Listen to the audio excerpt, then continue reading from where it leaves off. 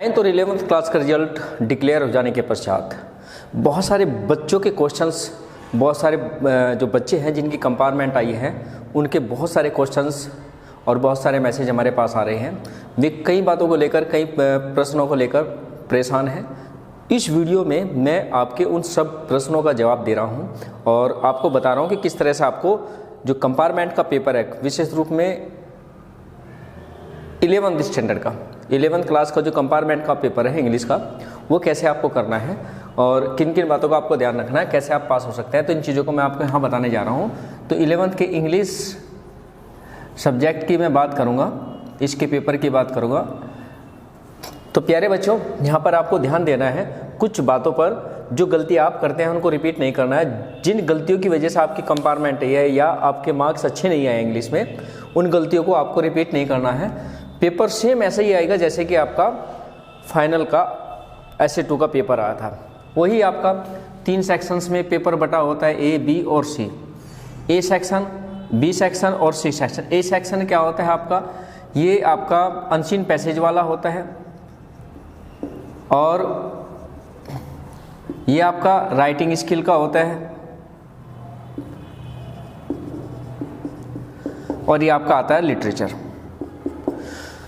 तीनों पोर्शन अगर बच्चा बड़े ही ध्यान से, आसानी से पेपर को, धैर्य के साथ इस पेपर को अटेम्प्ट करे तो वो बहुत आसानी से पास हो सकता है। और मेरा मानना है कि जितना आसान पेपर और जितना आसान इंग्लिश सब्जेक्ट में पास होना है, शायद उतना आसान किसी और सब्जेक्ट में है भी नहीं। मैं पहले भी एक वीडियो में जारी कर चुका हूँ कि आपको कैसे पेपर अटेम्प्ट करना है, लेकिन फिर मैं यहाँ बता रहा हूँ कि कुछ गलतियाँ जो बच्चे ऐसे करते हैं उन गलतियों को नहीं करना है।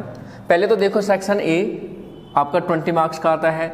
ये सेक्शन जो राइटिंग स्किल है ये आपका जहाँ तक 30 या 20 मार्क्स का कुछ इस तरह से है और बाकी टोटल 80 मार्क्स का आता है। अगर ये 30 का है तो ये भी आपका 30 का होगा और अगर ये 20 का है तो ये आपका 40 का होगा। तो इस तरह से आप मार्क्स में डिवाइड किया गया है इनको। सेक्शन ए में मैं सेक्शन ए और बी से ही आपसे इन्हीं 2 पॉइंट्स पर मैं आपके साथ डिस्कस करूँगा ख़ास तौर पर। अगर बच्चा सेक्शन ए और सेक्शन बी को केयरफुली इनका आंसर देता है तो इन सेक्शन ए और सेक्शन बी से ही बच्चा आसानी से पास हो सकता है। सेक्शन सी, मैं ही नहीं कह रहा हूँ कि सेक्शन सी आपको नहीं करना है, लेकिन ये कहना ये चाह रहा हूँ कि सेक्शन ए और सेक्शन बी आपको, ये सेक्शन ए और सेक्शन बी टोटल मान के चलेगा 40 या 50 मार्क्स का सेक्शन ए और बी होता है और आपको चाहिए कितने होते हैं, 27 मार्क्स। तो 27 मार्क्स अगर आप सेक्शन ए और सेक्शन बी दोनों सेक्शन बड़े ही ध्यान से करते हैं तो इसी दोनों सेक्शंस में से आप आसानी से पास हो सकते हैं। खैर, मैं आपको सेक्शन ए और सेक्शन बी में जो आप गलतियां करते हैं उन गलतियों को इग्नोर आपको करना है और कैसे आपको पेपर अटेम्प्ट करना है यह मैं शेयर करूंगा। मैं सेक्शन ए की बात करता हूँ, इसको मैं यहाँ से रब कर दूँ। सेक्शन ए में होता क्या है, कुछ गलतियाँ ऐसी होती हैं जो आप करते हो, रिपीट करते हो और उन्हीं गलतियों को बार बार करते रहते हो और आपको लगता है कि हमने पेपर तो सारा अटेम्प्ट किया था, सारा पेपर सॉल्व किया था, लेकिन हम फेल हो गए। उसका कारण मैं यहाँ आपको बता रहा हूँ, फेल होने का कारण क्या होता है। सपोज टू अनसीन पैसेज का पहला क्वेश्चन है और उसका क्वेश्चन पहला जो पहले पैसेज का पहला क्वेश्चन है, उसका आंसर आपको देना है आंसर। और यहाँ पर क्या है कि 4 ऑप्शन होते हैं, ए, बी, सी, डी। एमसीक्यू बेस्ड भी कई क्वेश्चंस आते हैं। खासतौर पर एमसीक्यू बेस में देखा गया है कि बच्चा क्या करता है, जब आंसर लिखना होता है तो आंसर लिखने के लिए क्या करता है, आंसर फर्स्ट का ए लिख देता है। आपको ऐसा बिल्कुल भी नहीं करना है। आपको अगर सेक्शन 4 एमसीक्यू में से एक तो आंसर है ही है, उस आंसर का ये तो लिखेंगे ए, बी, सी, डी जो भी आपको लग रहा है, लेकिन उसके सामने जो भी उसने पॉइंट्स दिए उनको भी आप यहाँ मेंशन जरूर करें। और दूसरी बात ये, जब दूसरे क्वेश्चन का आंसर दे रहे हो तो पहले क्वेश्चन और दूसरे क्वेश्चन में आपको गैप रखना है 1 लाइन का कम से कम। ये गलती आप करते हैं। ओवर राइटिंग बिल्कुल नहीं करनी। ओवर राइटिंग भी आपकी यहाँ जाती है जब आप गैप नहीं रखते, जब आप 2 क्वेश्चंस का आंसर देने में गैप नहीं बनाते तो आपकी राइटिंग जो है ना ओवर हो जाती है। वहाँ बहुत सारी दिक्कतें एग्जामिनर को आती हैं। दूसरा, जब ये तो था एमसीक्यू बेस्ड का, अगर एमसीक्यू बेस्ड कोई भी आंसर आप मेंशन कर रहे हैं तो उसका आंसर पूरा डिटेल में लिखिए। सेक्शन ए का अगर आंसर सी है तो सी के सामने जो भी उसने जो लाइंस दिए हैं उनको पूरा कवर करें।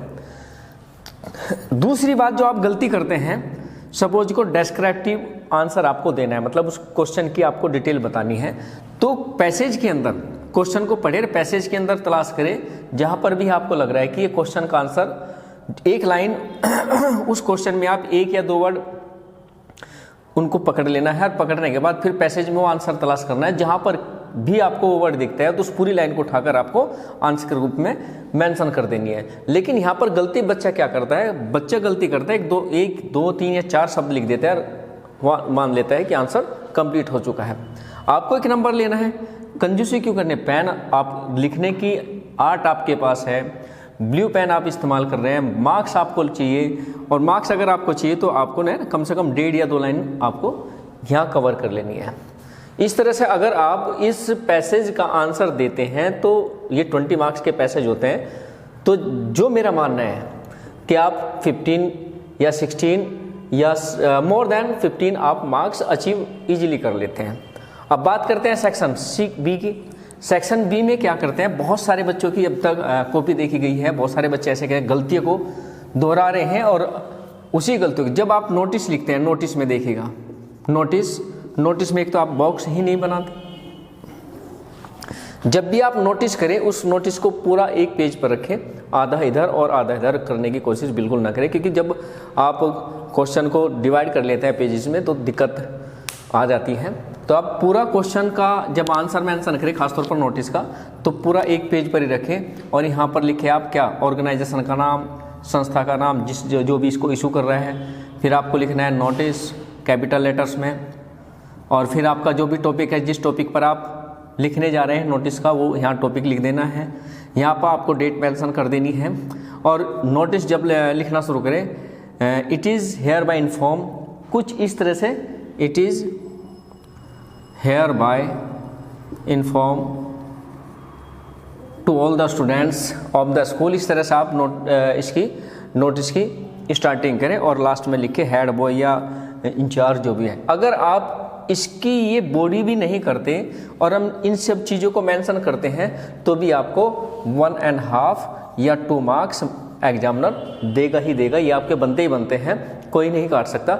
लेकिन गलती क्या कर देते हैं, गलती करते हैं कि पहली तो बार ये बॉक्स ही नहीं आप बनाते, फिर करते हैं नोटिस लिख दिया, ऊपर ऑर्गेनाइजेशन नेम जो इसको इशू कर रहा है उसको मेंशन नहीं करेंगे, फिर यहाँ पर जो टॉपिक है वो मेंशन नहीं करेंगे। मीन्स आप इसके अंदर बहुत सारी चीज़ें हैं जो मिस कर देते हैं और इसी वजह से आपके मार्क्स कट जाते हैं, और फिर आप एक्सक्यूज़ देते हैं कि हमारे मार्क्स अच्छे नहीं, मीन्स हमें जानबूझकर फेल कर दिया गया। कोई भी टीचर नहीं चाहता कि आप उसका स्टूडेंट फेल हो, कोई टीचर ही नहीं चाहता कि बच्चे के मार्क्स कम आए। हर टीचर चाहता है, जो सब्जेक्ट टीचर होता है वो ये चाहता है, उसकी कोशिश रहती है कि उसका स्टूडेंट अच्छे मार्क्स के साथ पास हो, अच्छे मार्क्स उसके आए, उसका रिजल्ट अच्छा रहे। लेकिन मजबूरी तब आ जाती है एग्जामिनर के सामने जब आप इस तरह की गलतियां करते हैं, तो एग्जामिनर भी मजबूर हो जाता है। ठीक है, ये आप नोटिस को इस तरह से नोटिस का आंसर देना है। फिर आपका आता है स्पीच और डिबेट। स्पीच और डिबेट का जो फॉर्मेट होता है वो सेम होता है।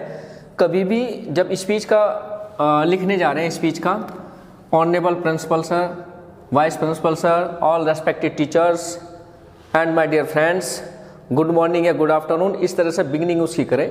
और ये ग्रीडिंग वर्ड्स कहलाते हैं। इनको कम से कम यही जब आप इस इतना फॉर्मेट लिख देते हैं तो इस फॉर्मेट के बेस पर ही आपको मार्क्स दिए जाते हैं। आप क्या करते हैं, सबसे बड़ी गलती क्या होती है कि आप उल्टा सीधा कुछ भी लिख देंगे, hi good morning sir, hi good morning sir, good afternoon sir, इस तरह से आप बिगनिंग कर देते हैं। फिर उसके बीच में आप पैसेज घुसा देते हैं, पैसेज उठा और वहाँ पर लिख देते हैं, जो आपकी सबसे बड़ी गलती होती है। गलती नहीं, ब्लंडर होता है, एक किस्म से गलती होगा।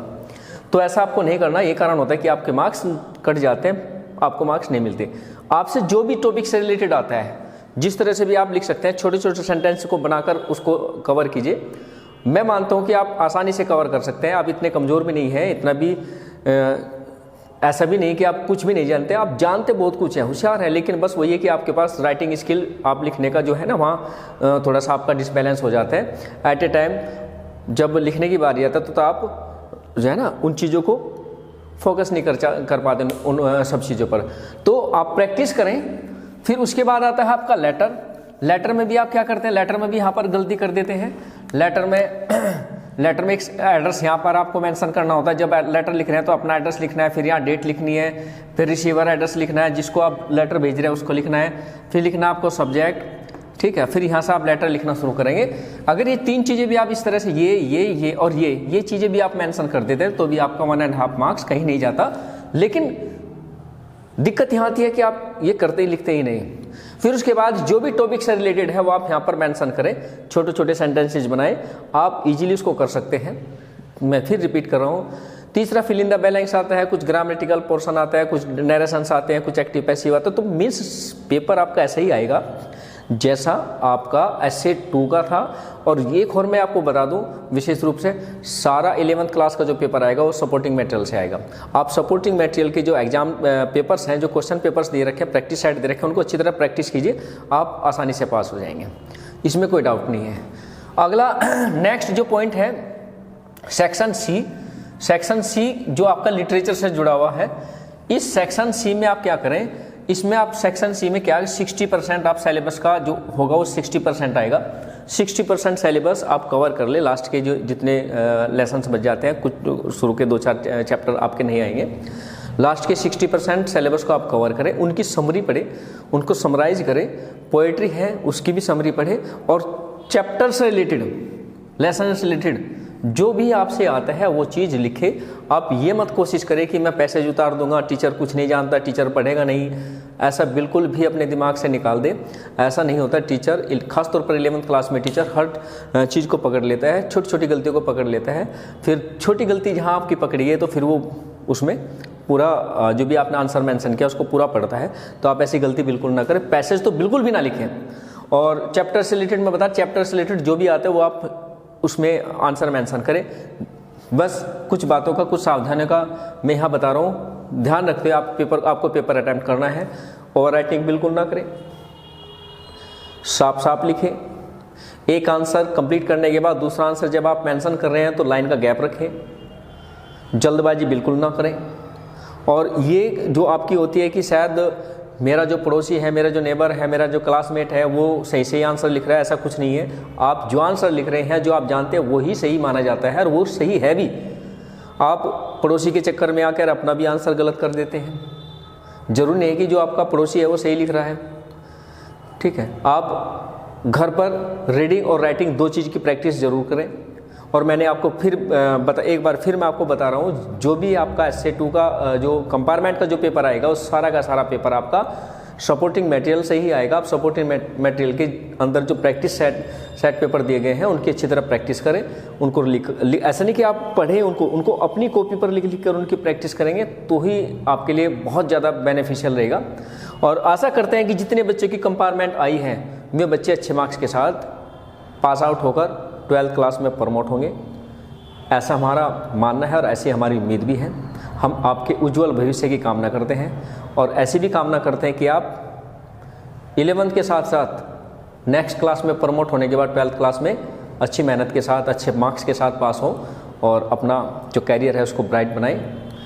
तो प्यारे बच्चों, यहाँ पर पैनिक होने की ज़रूरत नहीं है। यहाँ पर आपको अप्लास या कोई चिंता करने की बात नहीं है। बस थोड़ा सा ध्यान अपनी स्टडी पर लगाए, आप आसानी से पास हो जाएंगे। ये भी कोशिश करें कि कॉपी को बिल्कुल भी खाली ना छोड़े। आपको पूरा क्वेश्चन पेपर अटैम्प्ट करना है।